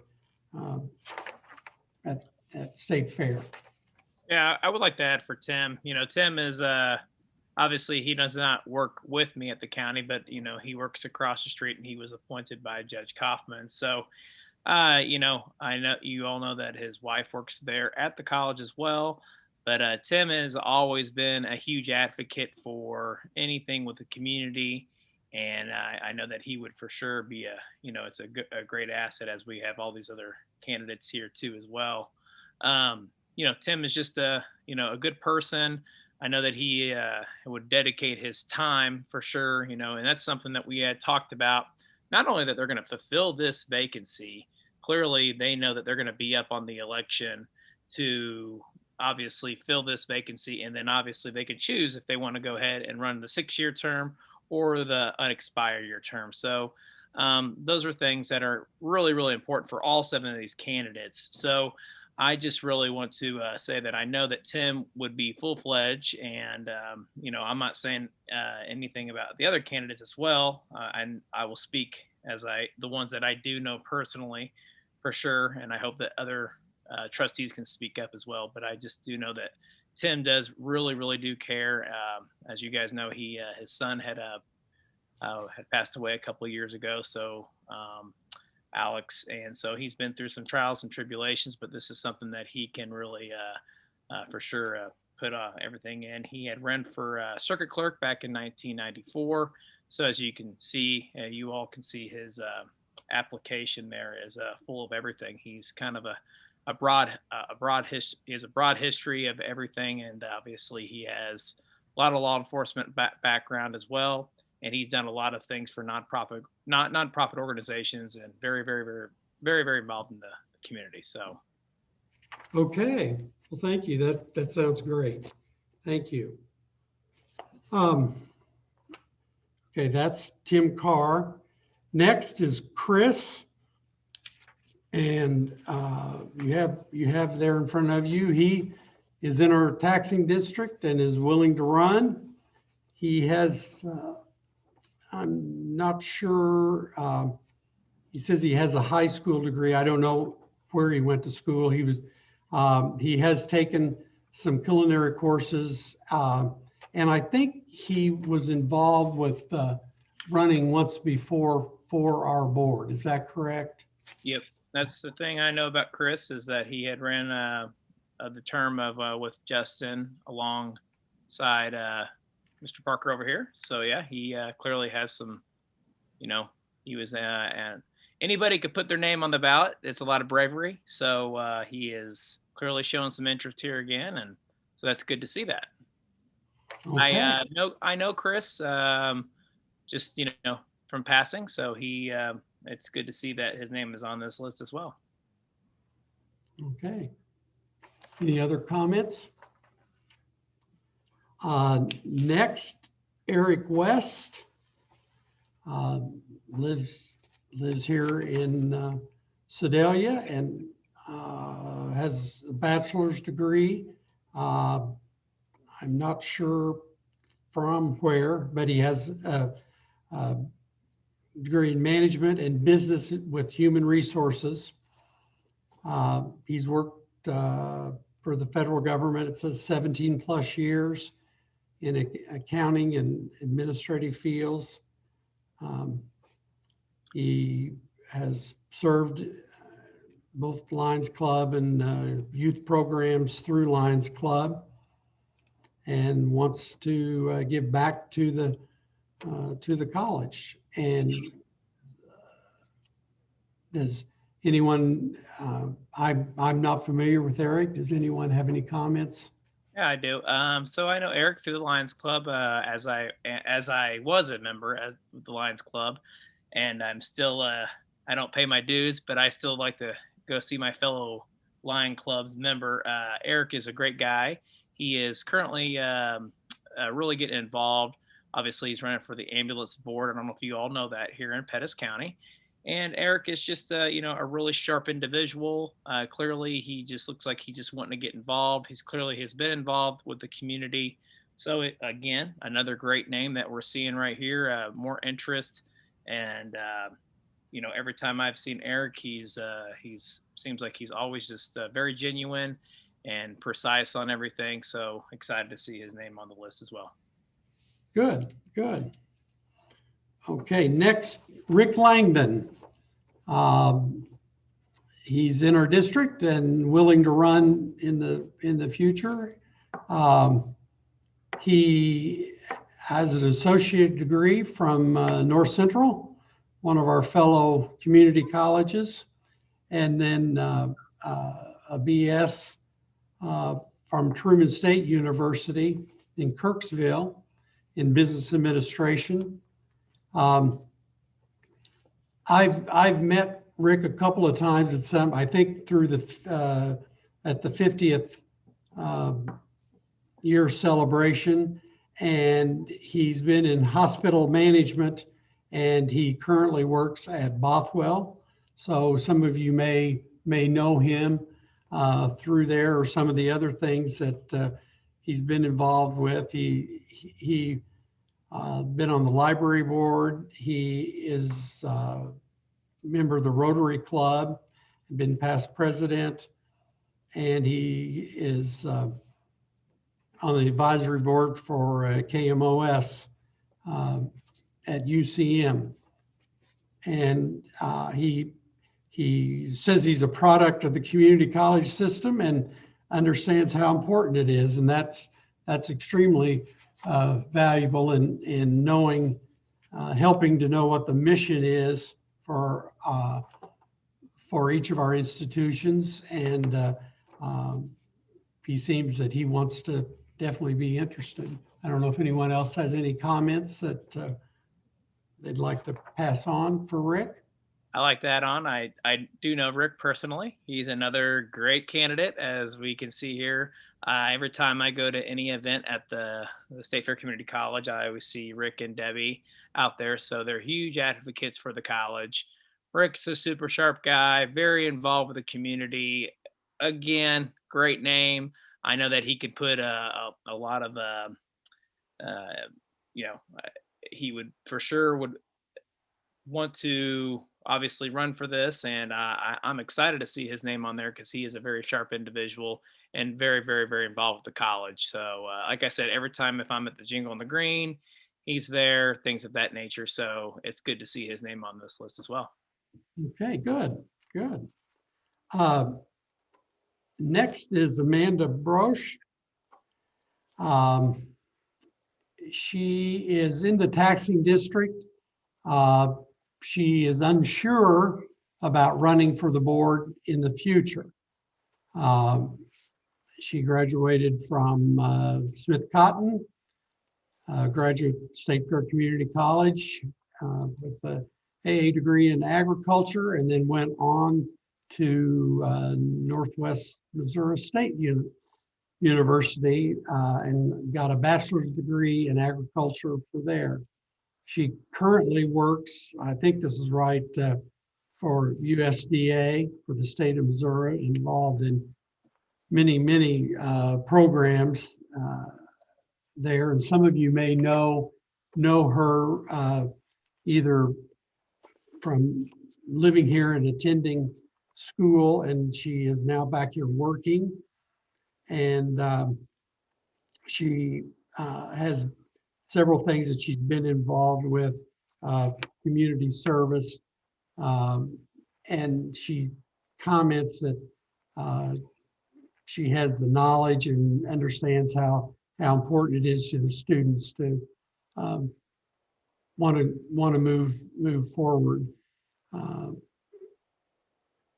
Comments about interest in the board, and she has talked, I think, with Dr. Anderson before, but it looks like she's also a State Fair supporter, and I don't know if anybody has comments about Amanda or knows her either through her work or from when she was in school here. Yeah, well, I actually know her from when I high school era, so I think Amanda's another great one on the list here. So does that mean she's really young? I appreciate that. Yeah, there you go. I appreciate that. I'll take that, Randy. Because nowadays everybody's giving me, I've got too much gray hair on my side, so I will take that. No, Amanda's another one that's really great. I know that she would be another huge asset too, and she is obviously involved with ag and things of that nature. Just, one of those things. I don't know. I don't obviously see her near at the, at events, things like that at the college, but that doesn't mean that she's not qualified. So Amanda's a great person. It would be a huge asset for the college. So excited to see her name on this as well. And I didn't even get to say anything for Amy, and I do know Amy and with 4-H. So Amy would be a huge asset too, because I've been going down the line, and I'm going to say something about all these candidates. So I did fail to skip, but Patty pretty much covered everything that needed to be said there. So, and so I didn't want to forget that either. So, but yes, Amanda is very, very, very good and very, very qualified. And and I'm glad that we're going to have a really good, tough decision here, because we need to be in a good, tough decision. Good, good. Okay, last but certainly not least is Jeff Page. And I've met him a couple of times, and he has as you see here, he has an associate's degree from State Fair, and then he went on to Kansas City, Kansas Community College for his mortuary science degree. And he also did some work toward a BS at Northwest Missouri State University.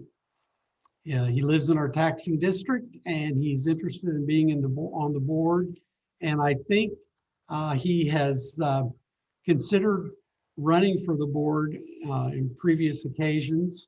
And he has recently in the last couple of years, purchased the funeral home from Sue Heckert.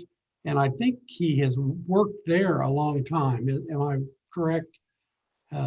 Prior to making the purchase? Yeah.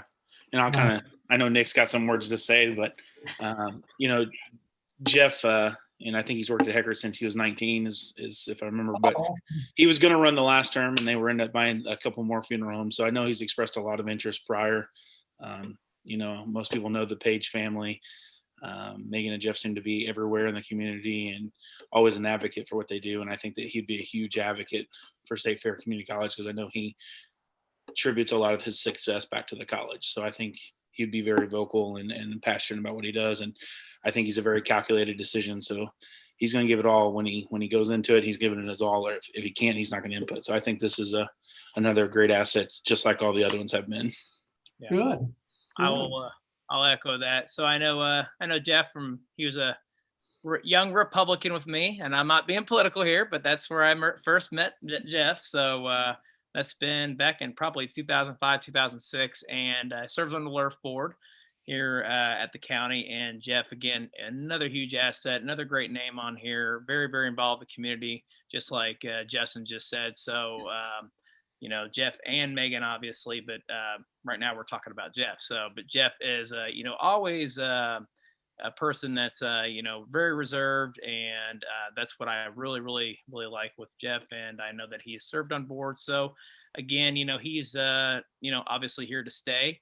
So that's excited to see that. And, you know, it's obviously, and going back to, you know, Justin, I mentioned, you know, he had interest in running in 2016. And then I'll rebuttal back for Tim. I remember when I ran back in 2016, I know that same thing for Tim, he had showed interest of running too. So it's good to see, obviously, you know, like Tim, I mean, I'm just naming the names from what I know of knowledge that had interest of running. Obviously, Chris obviously ran this past term, and then Jeff showed some interest. So it's really good to see not only that they just ran in the past couple of years or showed interest, it shows that they still have interest. And so that's a really, really good thing. So very excited with this list. And I think we have some decisions to make. I think you're absolutely right. I mean, the people that have signed up for this open position, most of them all have shown their passion for the college, and I think they understand how important not only is State Fair Community College, how important it is to Central Missouri, but also to us here closer, and in particular the 13 counties that we service. And as we talked about earlier, we need to determine who we would like to come to our next board meeting for actual interviews.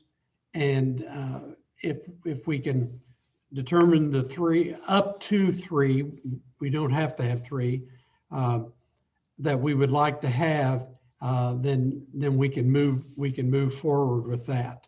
But again, it's Amy Brashears, Tim Carr, Chris Paskowitz, Eric West, Rick Langdon, Amanda Broche, and Jeff Page. And I don't know if you all have any thoughts on, we can either just state, you know, if you have one, or if you have two, or if you have three that you would like to interview, we'll just have to, we'll give each trustee an opportunity to state who they would like to interview, and then we'll just take the ones with, if we have three, we'll just take the top three. Is that okay with each of the board members? Absolutely. That's what we're here to do. Tough decisions. Okay. Somebody want to start, or I'll start? And yeah, Randy, you can start. I'll Oh, go second, or I can go Okay, first. I'd like to interview Amy and Rick.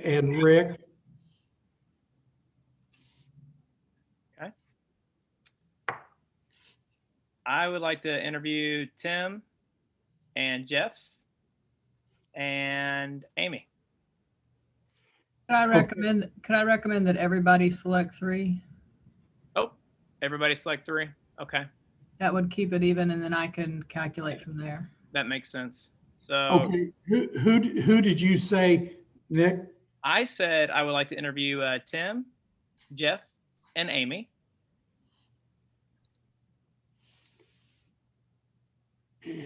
Then Randy, you said, I believe, Amy and I just said Rick and Amy, and I'll add Jeff. okay. And I can go next. I would like Amy to interview Amy, Tim, and Jeff. Okay, I'll go next. I'd like to interview and know more about Amy, Tim Carr, and Jeff Page.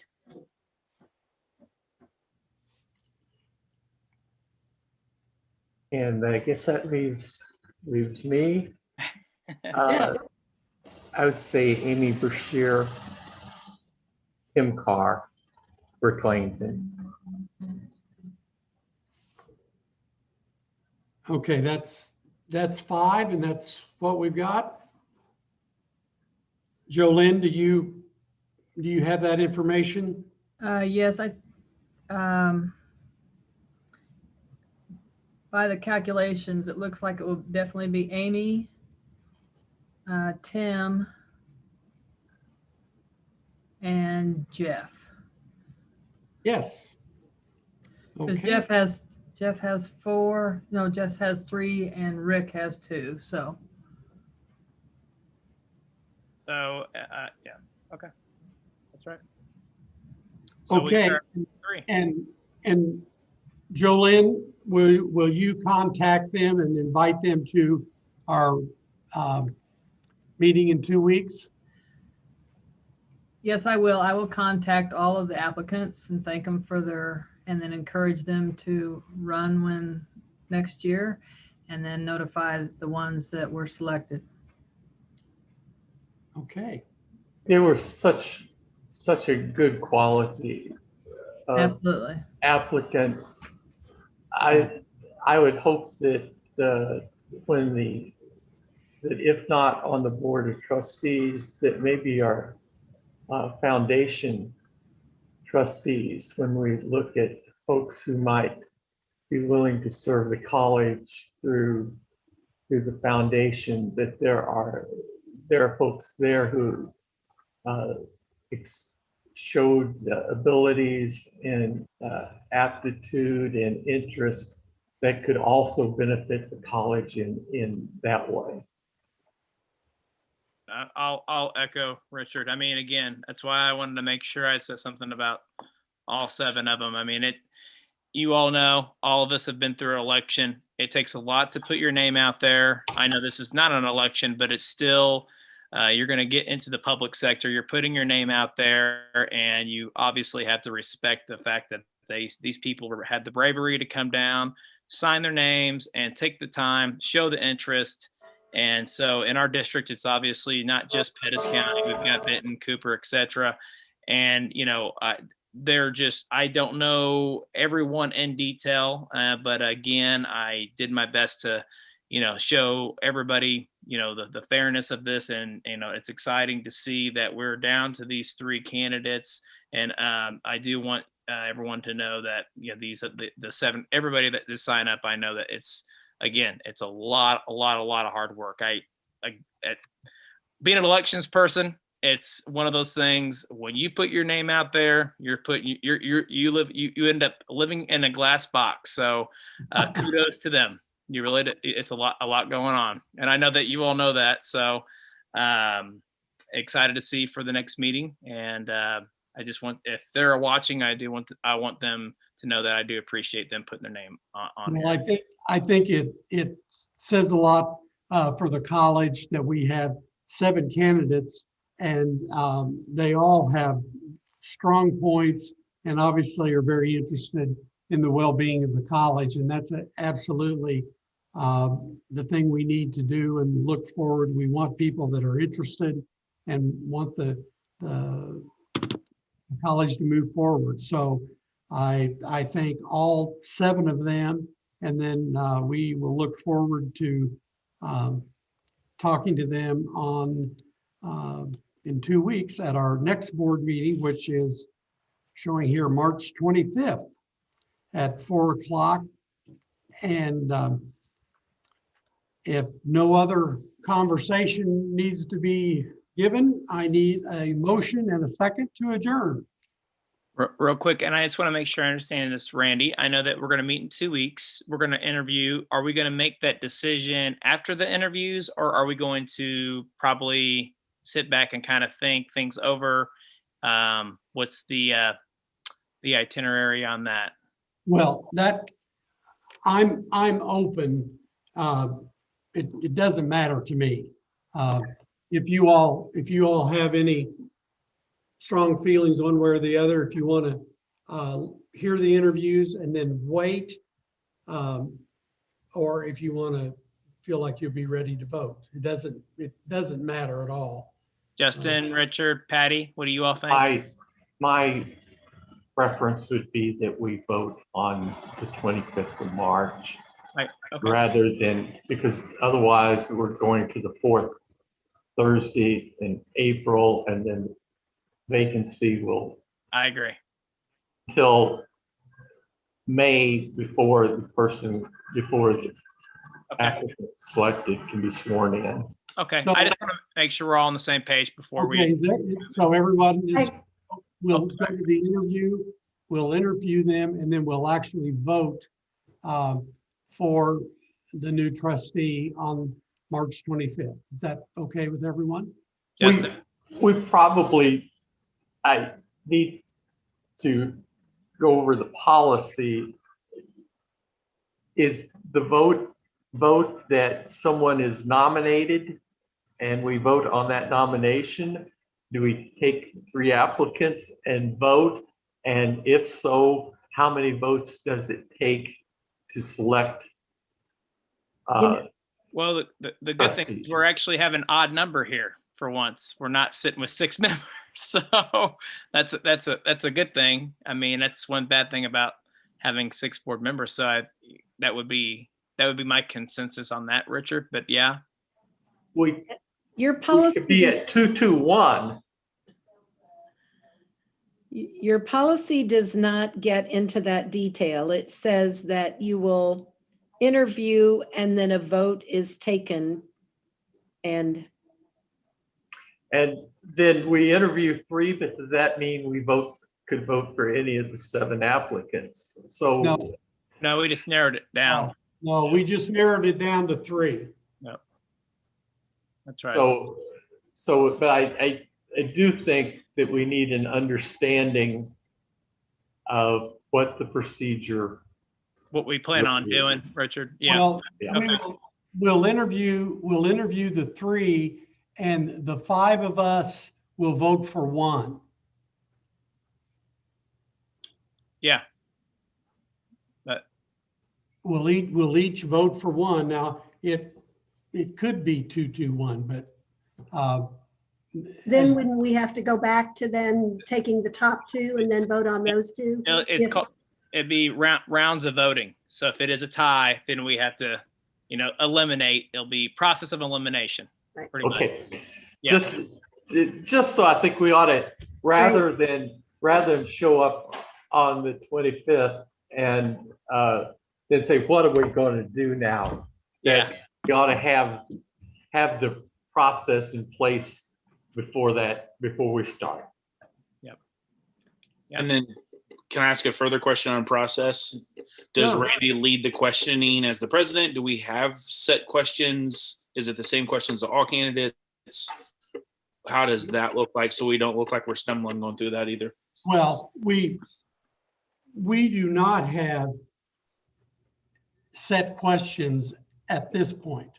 And And I would like for us, if I'm going to ask the question, I would like to make sure that we cover what you all feel is important and they be the same for all three. Correct. What I can do, I could have Rachel do a little research and look at questions that are appropriate. And then if any of you have any specific questions that you think would be beneficial for the ongoing of the college, why don't you pass those along either to Jolynn or you could mention it to Rachel. Yeah, Randy, I would suggest if you have specific questions, funnel those to Jolynn. We will get questions for Okay. Rachel. We'll compile a list and share back out by the next week is spring break, but we'll get them back out to you by the Monday or Tuesday after spring break. You can review them and narrow them down, add to. And yeah, and don't hesitate if you have a something that you would like to know the vision of a particular person. Let Jolynn know. Okay. Okay. What about adjourning? Do I hear? Well, before we adjourn, I'll Oh, pass on this sore subject over the months. I've been asked again if the COVID folks have looked at the possibility of opening the multipurpose center for walking. And I'll just pass that on, and it might be good. And I'm just going to put out a suggestion. It might be good to say if there was a target date, could be put out in the future.